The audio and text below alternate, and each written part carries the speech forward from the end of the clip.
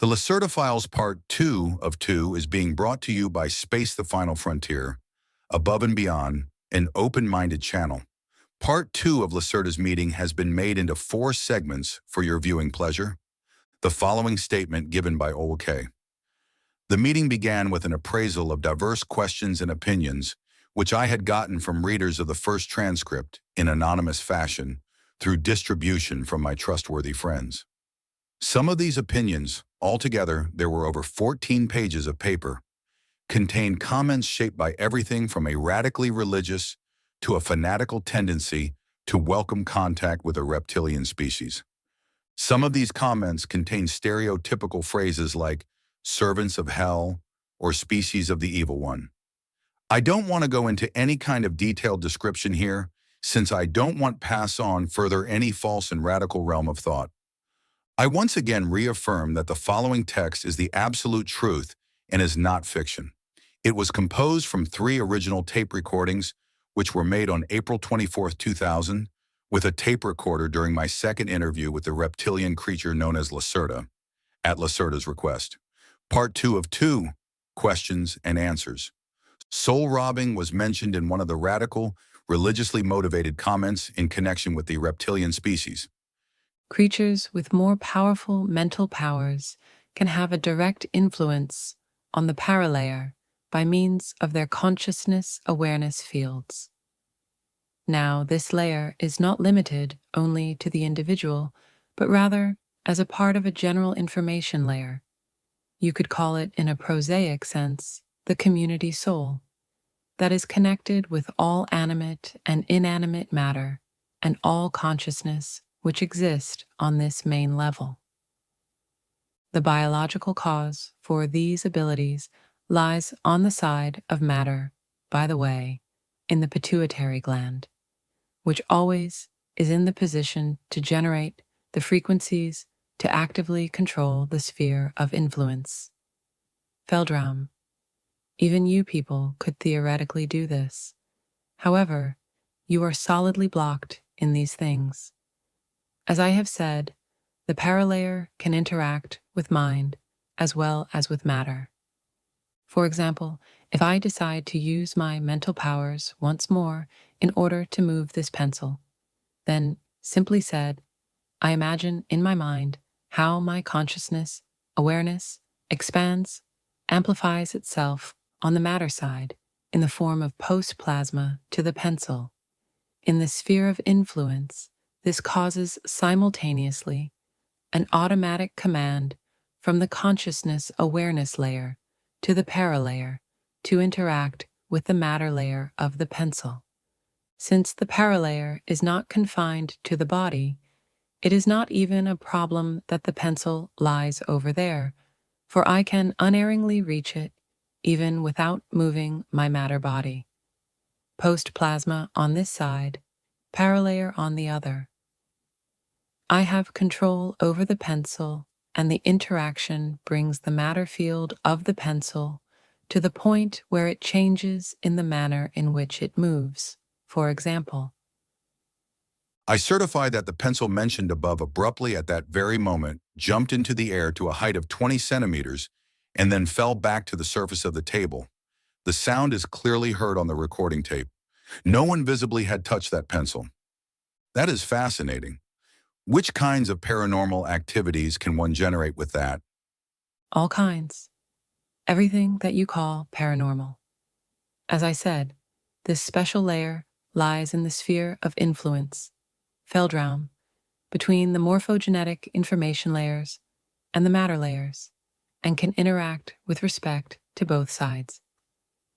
That is to say, it can be interacted with solid matter as well as with mind or mental information, wherewith we can achieve everything that is generally designated as telekinesis and telepathy. The connection absorption with another consciousness, awareness, is generally separate in the procedure from the simple influence of matter, since different consciousness, awareness fields work with different oscillations. A consciousness, awareness that sends, or a consciousness, awareness that listens, must first adapt itself to the other mind exactly before any access is possible. Most species also have chances to block the alien access, but you people don't have this. The following is generally valid. The stronger the paranormal abilities of a species, the simpler the adaptation and the access. Our own abilities are not so powerfully developed. Therefore, first we have to learn specifically alien mind influence in order to use our mimicry, for example, where mimicry is actually quite simple in your minds due to the implanting of the on-off switch. Some of these abilities are also partially inherited. Mother and child of my kind, as an example, are attuned exactly during the first months of life, partially also in the egg covering in the expectant mother, and communicate telepathically. In order to influence you people, we need a certain amount of time for practicing, despite your simple structure. Therefore, it is forbidden, for example, for adults of my kind, before the age of enlightenment, to come to the surface of the earth. That term is synonymous, along with other things, with full physical strength. In the case of not fully developed abilities, the danger of discovery by you would be too great. By the way, there are, of course, numerous secret teachings about the real possibilities which can give one these abilities, but I really don't know anything exact about that. Whenever an alien mind ought to be influenced, then there are some generally valid steps which are set into motion by other extraterrestrial species. First and foremost, the alien oscillation must be felt, something generally that is done automatically by the brain, i.e., for the one, the field oscillation. For the other, the quasi-electrical brain, waves here in the normal space, which matter inhabits. That is not especially difficult. After that, one simply probes for the other, consciousness, awareness, in the mind, with a post-plasma manifestation. The sphere of influence, Feldraum, reacts, and the connection is there. Now one can read out information from the first one and record the desired information to the second one in the correct location.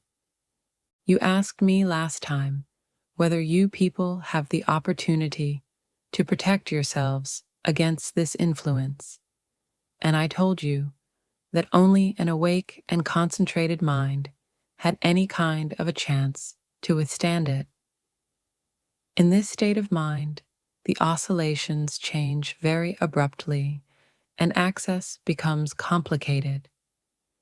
More precisely, it can come as a painful recoil. Whenever you close your eyes, then the field becomes flat, and alien access to the mind is immediately possible and without restriction. In terms of your chances against a more highly developed species, you have none at all. They are able to adjust the oscillations faster than you can change. I could even demonstrate it on you, but you were really horrified and confused the last time, so we'll just leave it at an explanation. This explanation presumably sounds to you like, as you say, something esoteric or from the occult or magic. The reason for that is simply that you lack the basic understanding for seeing the background reasons. All paranormal phenomena have a purely scientific origination. None of this has anything to do with supernatural powers. We grow up with this kind of knowledge. We know how one makes use of these powers and where they come from. We are acquainted with theory and practice. You are not. Therefore, you really don't understand what happens in your world. You see only one side of existence, not the other. I mean here, both that are physical. Everything paranormal is dualistic, and it exists in the space that matter inhabits, as well as in the sphere of influence, Feldraum. To be explained, it can only be explained by the acceptance of the latter, because the sphere of influence, Feldraum, is the basis. I would welcome an end to the scientific questions, since you really aren't grasping them anyway. We're wasting more or less valuable time by doing this. Only one last question. At our first meeting in December, you made it quite clear that you didn't want to discuss scientific and paranormal concerns. Why the openness now? The last time I saw really no necessity in overburdening you with facts of that kind, and now you are obviously overburdened. Therefore, I had preferred only to mention these topics in a peripheral sense. Apparently, however, some of my performances today have set you to thinking about your world, something that can't be all bad. And by the way, your human scientists will tend to regard my comments as humbug. And so I see no great danger in spreading this information widely. No one will pay much attention to it. By the way, the words of people who have characterized me as a creature of evil have their basis in the belief in occult powers and magic, both of which things do not exist. There is no magic, only highly developed science, and everything that you label as magic is only a part of science. If you would only comprehend that, then you would be a step ahead in your development. My openness on this issue ends here. Pose other questions, please. Good. Let's talk about UFOs. Can you explain to me how our governments came into possession of UFO material to the point that they could start their own projects? Did it have anything to do with the Roswell incident? Yes, but that incident was not the first one. I am no historian. I am studying only your current behavior. So my knowledge about those events in your history is presumably not very extensive. I will try to explain to you what I know about those things which happened at that time. Let me think about it for a second. In the years 1946 to 1953, in your time scale, there were 5 cases where extraterrestrial ships crashed to the surface of the Earth. In that crash, which you call the Roswell incident, there was not only one alien ship involved, but 2 that crashed after a collision in different parts of the land in the West, the one you call the USA. You have to know that the ships of this particular species can remain levitating in the air for a particular period of time, even though they are damaged. That accounts for the spatial difference in their crash locations. These were indeed not the first crashes, but by that time, the second and the third. Another ship had crashed in 1946, but it was destroyed beyond usability. One thing first before the explanation.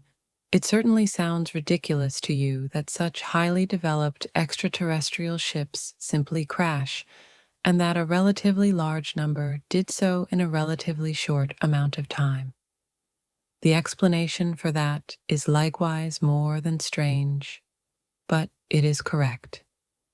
It does not lie in the ship's drive itself, but rather in the direction of the field to your planet.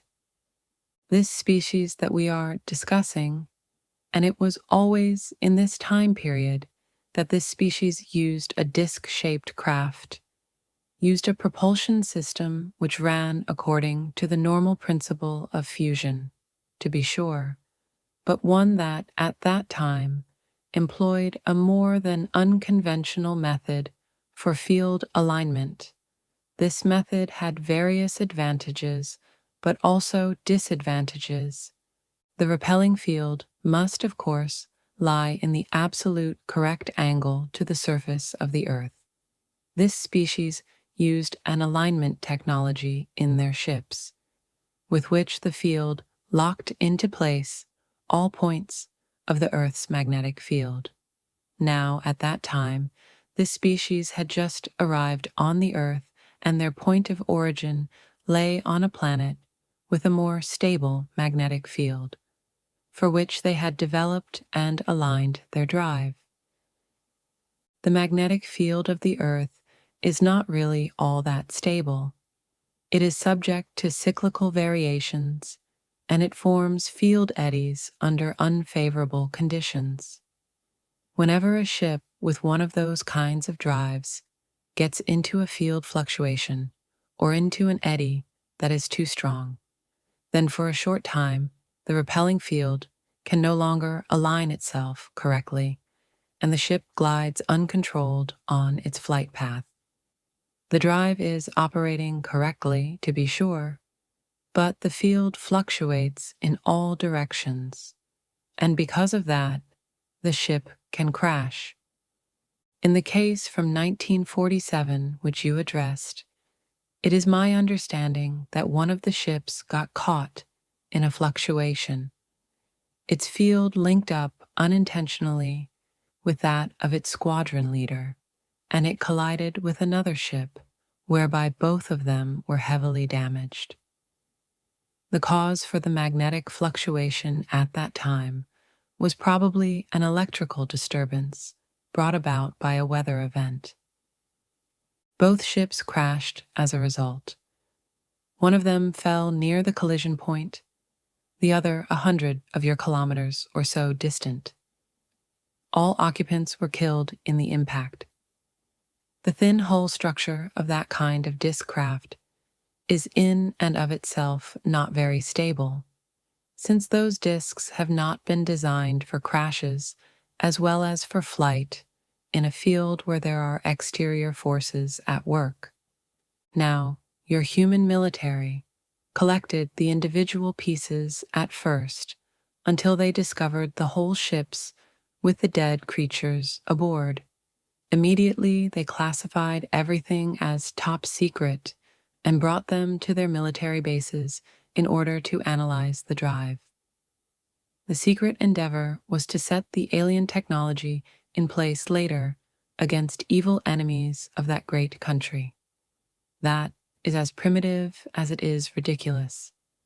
I believe I remember, I don't want to specify exactly your date, that it was probably between 1949 and 1952 that there was a rather bad accident during some research being done on one of the wrecks.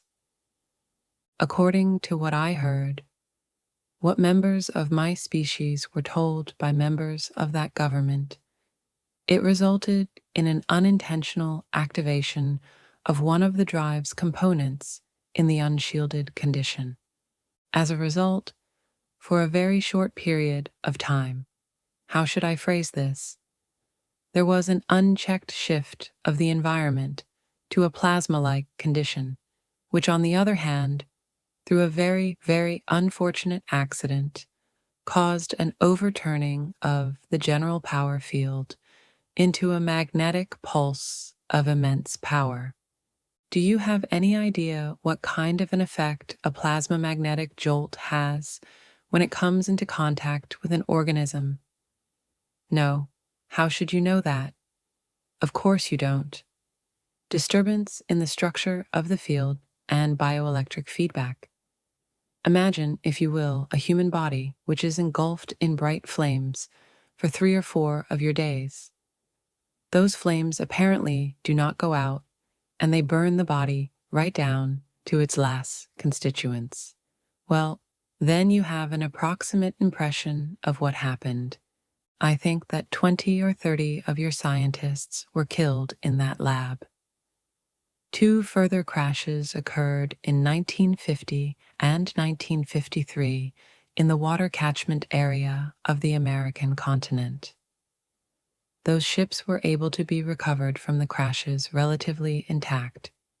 The one in 1953, as I remember, even had an intact drive core. It was by means of that device that you saw for the first time that you had understood the entire concept fully incorrectly and that you had reconstructed it fully incorrectly. Even today, you still don't have it right. That species which had built the ships in the first place, a species which I, by the way, count among those who are unfriendly towards you, was naturally worried about the investigation of their own technology by your kind. They did not want, however, at that early point in time, to begin direct conflict with you, and so they chose the diplomatic path and came into contact with that government during your 1960s. Of course, they did not divulge the real reasons for their being here: copper, hydrogen, air, but rather they pretended to be curious researchers and offered to show people the functioning principle of the ships, whereby they would expect in return some favors. Simple-minded as you are, you of course agreed to it, and were deceived. You gave them raw materials, you gave them secured locations for their bases, you gave them access to your most secret defense data, you gave them access to your DNA and much more, and all just to quench your greed for power and information. The alien species, of course, quickly noticed that they were dealing with simple-minded creatures, and they gave you false and inferior information about their technology so that they receive much more out of the collaboration than your kind do. For example, they gave you information that the drive can only be constructed with unstable elements of a higher ranking number, but they withheld the information that the field drive can be constructed with various modifications to work as well with stable elements of a lower periodic number, and generally, that's the way it's done. Through these half-truths, they made you dependent on the synthesizing of high, harsh-numbered elements, and thereby renewed by their own technology. Their clues to the construction of your UFOs were laid out in such a way that the solution to old problems caused new problems to arise simultaneously. They never told you the complete truth, but always built in again and again clever lies, which later lead to technical problems and to your dependence on them.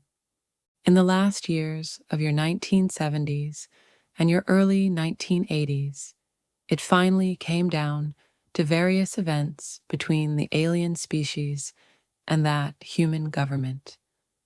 I don't want to go into detail here, since there is much that even I am not exactly sure of. The whole thing lay in the context with some new, or better said, the old technical problems with your own self-constructed ships, whose camouflage and drive partially failed to function in test flights in the open. Because of that, the function of secrecy was threatened. Your military and your politicians slowly, very slowly, came to the conclusion after more than 20 years of this that they had been deceived by that alien species. Multitudinous incongruities and the overstepping of bounds of the treaties by both sides finally led to an altercation between you and the extraterrestrials, which culminated in the liftoff of 3 of the alien aerial objects through a special, how do you say it, EMP, electromagnetic pulse weapon, and a military skirmish at one of their underground installations. As a consequence of these attacks, the alien species ultimately withdrew from all contact with you and was understandably more than angered about your kind.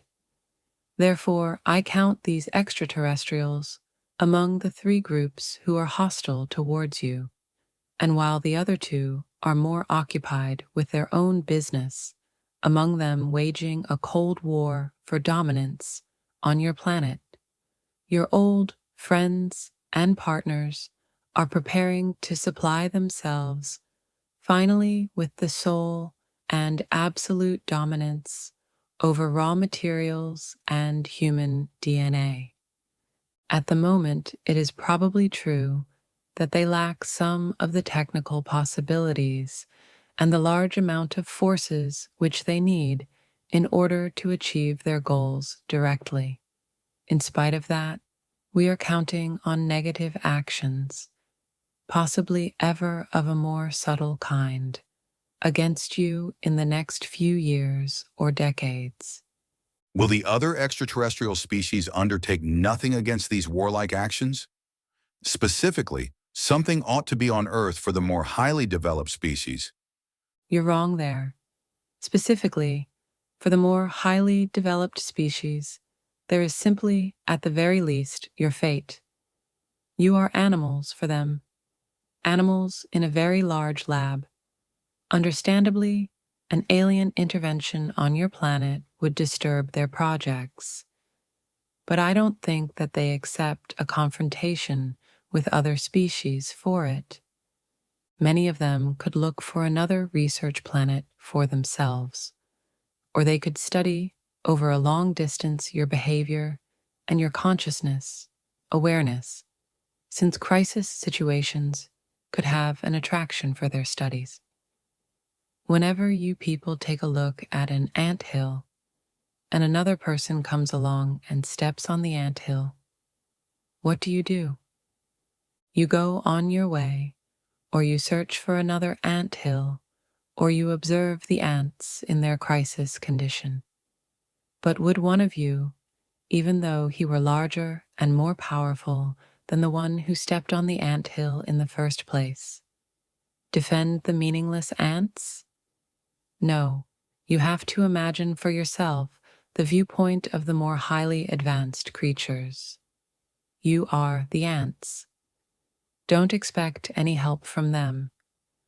Of course, we would also ask for help when it became clear that your old partners were ganging up on you. Some members of that human government are fully aware of our existence, also partially owing to an old religious basis. For example, there is a gigantic, partially underground building in the capital which is totally dedicated to my species, and that also has a direct approach to an elevator shaft and to an underground system. In this building, partial meetings have taken place and do take place between us and humans. We have passed on information to you in the last few years. According to what I know, we will keep ourselves as far away from the conflict as we can. You ought to learn to solve your own problems yourselves, or to become intelligent enough never to create those kinds of situations. What will come and who will possibly place themselves on your side, only time will tell. I really do not want to make any indications about that. This concludes the Lacerta Files Part 2 of 2. If you have enjoyed this retelling of the Lacerta Files, please feel free to hit that like and subscribe button so you won't miss the next edition of the Lacerta Files and other stories from beyond. Thanks for watching Space the Final Frontier, Above and Beyond.